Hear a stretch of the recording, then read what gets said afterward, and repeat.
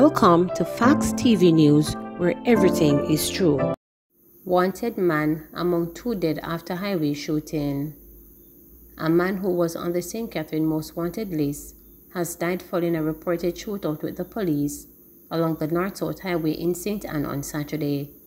He has been identified as Manton Brown, 41, of Eries Close in Portmore, St. Catherine, who was wanted in connection with a murder committed in April 2017 in that parish. Brown and an unidentified man were shot in the incident, which occurred about 4 p.m. The other man has yet to be identified. A video making the rounds on social media showed the police lifting a bloodied and injured man into the back of a pickup truck. Several vehicles stopped along the major thoroughfare, and one vehicle appeared to have run off the road and was stuck in a ditch. Several police officers were on the scene. 59-year-old woman killed at wake identified, 77-year-old among other victims. The woman who was shot to death by gunmen at a wake in Central Village, St. Catherine, has been identified. She is 59-year-old Marcia Dillon, a returning resident from the United States. Reports are that the woman arrived on the island on Friday and went straight to a section of the St. Catherine community to attend her mother's wake.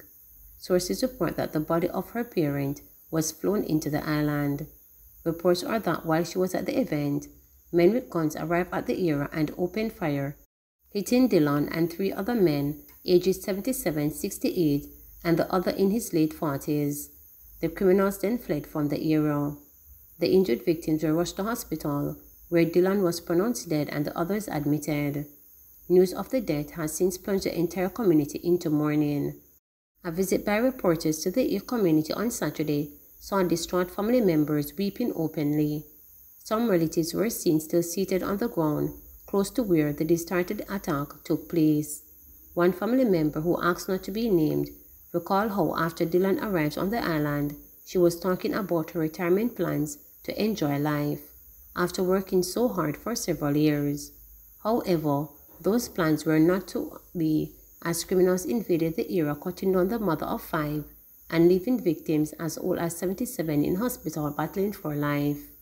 Police have since vowed to leave no stones unturned in bringing those responsible to justice. 3 arrested in gun ammo seizure in Duane Park. An illegal handgun with several rounds of ammunition were seized during an early morning police operation in Duane Park, Kingston on Saturday. The police said 3 people were also arrested during the operation, but their identities are being withheld pending investigation. Reports are that the operation was carried out between 5 a.m. and 8:30 a.m. in the community, during which a Rosa .387 revolver loaded with 6 .387 cartridges was seized.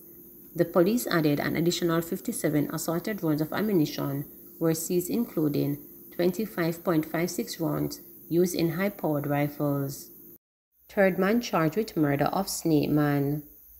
A third man has been charged with the murder of 29-year-old Jaron Murphy, otherwise called Snake Man, of C. Star Lane, Negril in Westmoreland.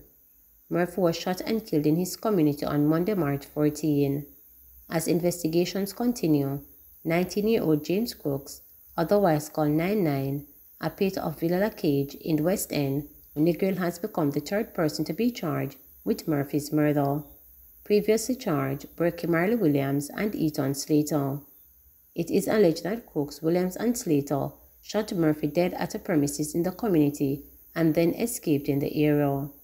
Following investigations and evidence, which police claim have implicated the 3 men, Williams and Slater were picked up in operations in Love Lane in the parish on Wednesday, April 13. They were jointly charged with the offenses of murder and illegal possession of firearm. Crooks, however, continued to elude lawmen until Wednesday, May 4, when he was apprehended by the police at a hospital where he was being treated for a gunshot injury. On Friday, May 20, Crooks was pointed out one of the men involved in Murphy's killing during a video identification parade, the police stated. He was subsequently charged with murder and illegal possession of firearm. His court date is being finalized. Man sentenced to 13 years for murder of U.S. citizen.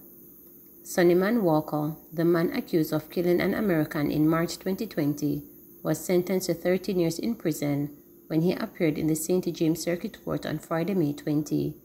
Walker, who is also known as Short Man, had been named as the main suspect in the year-old murder case of 65-year-old Theodore Wallin, who was found dead in Montego Bay, St. James in March 2020.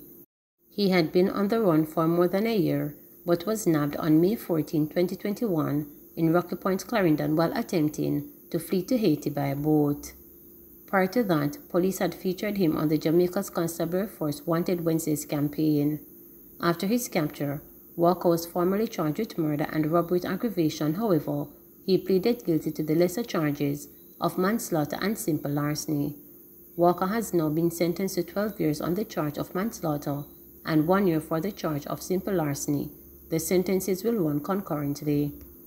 Following the sentencing, Deputy Superintendent of Police Dwayne Dixon, who is in charge of the Area 1 Major Investigations Division, gave commendations to his team and the supporting force experts who helped to build a strong case.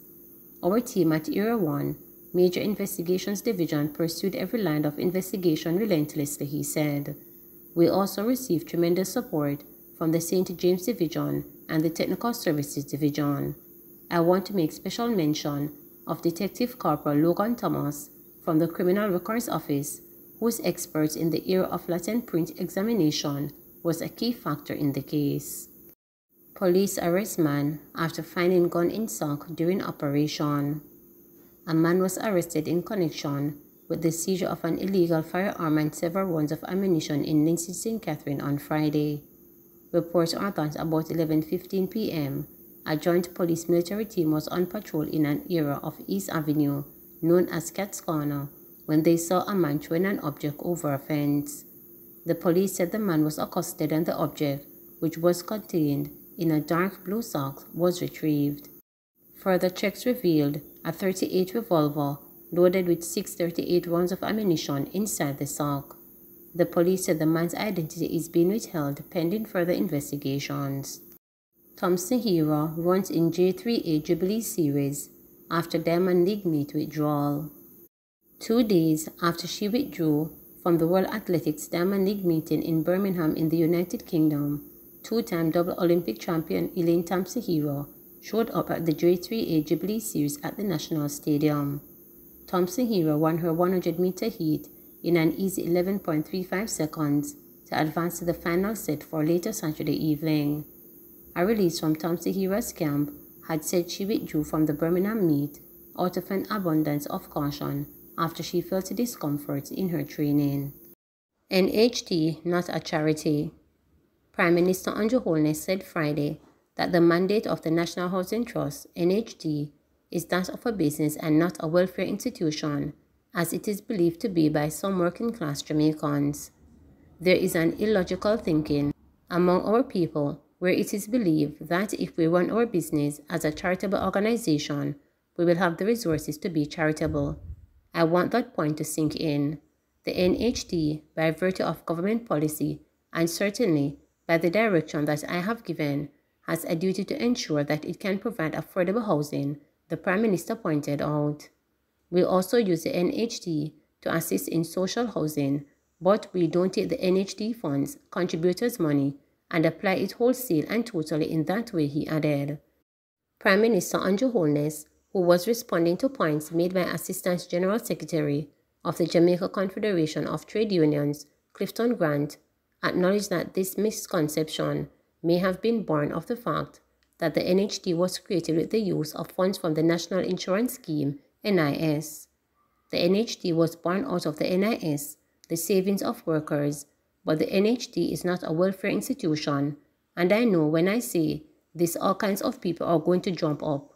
The NHT is first and foremost a financial institution to support the development of housing in Jamaica, said Holness during the groundbreaking ceremony of the Union Acres Housing Development in Irwin, St. James.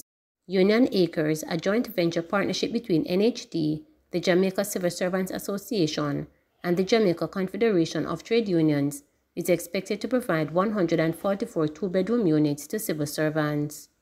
Pointing out that the project was first announced in 1995 after a discussion between the then government and the Jamaica Confederation of Trade Unions, Grant said that the government should do more to hold out their end of the bargain.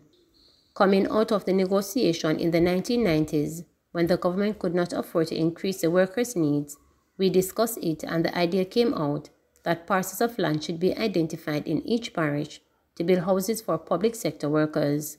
So today, we are here, and we are here because this is the second project coming out of this agreement, said Grant. In 2006, ground was broken in St. Catherine, and in 2010, over 700 units were completed and delivered to public sector workers. We want to see that 2010 until now is too long to deliver the second set. Prime Minister, I am saying that we need to sit down and work out a roadmap as to how to build out the rest of the units because the lands are there. We have identified them in all parishes.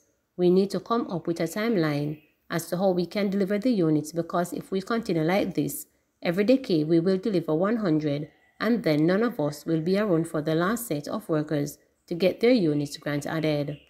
However, Holness maintained that the government is not in the business of using NHD in such a way that it places its balance sheet at risk.